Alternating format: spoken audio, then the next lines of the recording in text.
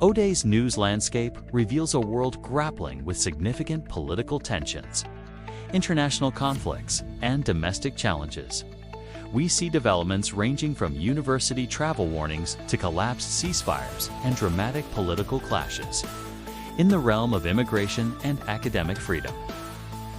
Brown University has issued a foreign travel warning to its international students and faculty. This follows the deportation of Assistant Professor Rasha Aloy to Lebanon after federal agents found photos of Iran's supreme leader on her phone.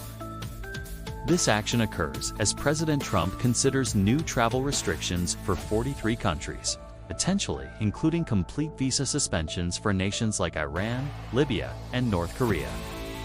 This situation echoes the previous concerns we discussed regarding the deportation of the Brown professor, our conversation history, highlighting ongoing anxieties about due process and the impact of national security policies on international academics. The issue of immigration continues to be a flashpoint, as seen in the GOP's swift move to impeach Judge James Boasberg, after President Trump called for his removal for blocking migrant deportations. This action drew a rare public rebuke from Chief Justice John Roberts, who staunchly defended judicial independence. Roberts emphasized that impeachment is not a tool for disagreeing with judicial rulings and highlighted the existing appeals process. This unprecedented clash between the executive and judicial branches mirrors previous discussions about the politicization of the courts, our conversation history, and raises serious questions about the separation of powers. Furthermore, Secretary of State Marco Rubio defended the arrest of Columbia University activist Mahmoud Khalil by ICE, citing his alleged involvement in campus protests and suggesting potential Hamas support. Rubio indicated a broader effort to revoke visas of individuals deemed threats to national security, which connects to the Trump administration's focus on immigration. Enforcement previously discussed our conversation history. Adding to this tense environment, Stephen Miller, a key architect of Trump's immigration policies, had a heated exchange on Fox News defending the use of wartime authority to deport migrants. On the international stage, the fragile ceasefire in Gaza has collapsed, with Israel launching deadly strikes across the territory. Israeli Prime Minister Benjamin Netanyahu vowed to increase military strength against Hamas. Tuesday marked a particularly deadly day, with over 400 reported deaths following overnight bombardments. The collapse of the truce is attributed to persistent disagreements over hostage releases and a lasting peace agreement. Hamas accused Netanyahu of ending the ceasefire and endangering hostages. This devastating turn of events underscores the persistent volatility in the region and the immense human cost of the conflict. We previously discussed international peace efforts in Ukraine, our conversation history, and this situation in Gaza presents another stark example of the challenges in achieving and maintaining peace. In another region facing instability, Peru's President Dina Boluarte has declared a 30-day state of emergency in Lima in response to surging violence, deploying the army to aid police. This drastic measure, restricting freedoms like assembly and movement, follows public outcry over a high-profile murder and a restaurant bombing. This situation highlights a steep rise in killings and extortion in Peru this year, leading to calls for a no-confidence vote against the Interior Minister. This declaration of emergency reflects a government struggling to maintain order amidst escalating crime, a situation not directly paralleled in our previous discussion, but indicative of broader global challenges to security and governance. Domestically, former Republican January 6 committee member Adam Kinzinger is challenging Donald Trump on the validity of preemptive pardons.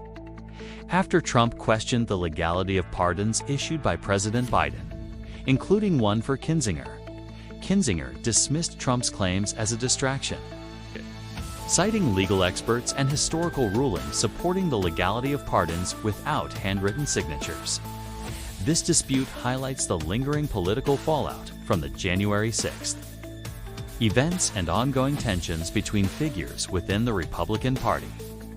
In a surprising move, President Trump has pledged to release all JFK assassination files, putting pressure on the Justice Department to expedite the declassification of these long-secret documents. This decision, made with little notice and defying standard protocol of redactions, has reignited public interest in Kennedy's assassination theories and sparked debate about transparency versus national security. This unexpected action adds another layer of intrigue to the historical and political landscape. Furthermore, President Trump held a call with Vladimir Putin to seek approval for a 30-day ceasefire in Ukraine, with initial reports suggesting positive progress. This follows peace talks where Ukraine agreed to a temporary halt to hostilities pending Russia's agreement. While Putin reportedly favors a ceasefire, he raised concerns and conditions, whereas Ukraine demands zero conditions and is cautiously monitoring the conversation. Key issues include land negotiations, power plant control, and the division of assets. This development directly relates to our previous discussion about Trump's engagement in international peace efforts, particularly concerning the Russia-Ukraine war, our conversation history, and underscores the complex and sensitive nature of these negotiations. Finally, a dramatic standoff occurred at the U.S. Institute of Peace, with a team reportedly linked to Elon Musk attempting to install a new president, leading to the removal of the current president and legal challenges citing the institute's independent status. The Trump administration claims this is about saving money, but the incident raises questions about the administration's approach to institutions promoting peace and diplomacy. This event adds to the picture of significant shifts and challenges within governmental and quasi-governmental organizations. In contrast to these developments, there is also the somber news of the family of a missing University of Pittsburgh student, Sedexia Kanaki, requesting Dominican Republic authorities to declare her dead after an extensive search following her disappearance during a spring break trip. This tragic situation underscores the vulnerability individuals can face while traveling abroad and the difficult processes involved in international investigations. These diverse events paint a picture of a world facing interconnected challenges across politics, international relations, and societal well-being.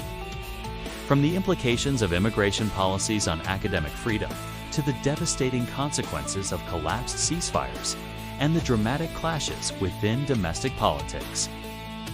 These stories highlight the complexities and uncertainties of our time, the echoes of past discussions, such as those surrounding presidential power and international conflicts, resonate with these new developments, creating a continuous narrative of global change and challenge. In other domestic news, California school districts are issuing layoff notices to thousands of teachers and staff due to budget cuts and the end of pandemic relief funds. This situation, while focused on domestic issues, can be compared to the federal job cuts we discussed previously, our conversation history, highlighting the economic pressures and staffing challenges faced by public sector entities. The California Teachers Association reports that the majority of affected employees are teachers, nurses, and librarians, raising concerns about the impact on education quality and teacher retention.